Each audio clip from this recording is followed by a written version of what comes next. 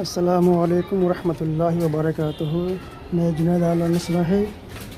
ابھی جو آپ دیکھ رہے ہیں یہ ایک 4 منزل عمارت ہے جس پر حالت روزہ میں چڑھنا پھر اترنا اور لوگوں کے پاس جب جانا ہوتا ہے تو سارے لوگ خوش اخلاقی سے ملتے بھی نہیں ہیں، اور وہ تو اپنی جگہ ہے، لیکن روزے کی حالت میں نظر رکھ کر کے اگر 10 جگہ بھی آپ جا رہے ہیں اور 3-4 منزل عمارت کے اوپر کارخانے میں پہنچتے ہیں، ظاہر سی بات ہے کہ آپ خود ہی سمجھ سکتے ہیں کہ تھکان کا عالم کیا ہوگا اور روزے میں کتنی دقت اور پریشانی ہوتی ہے۔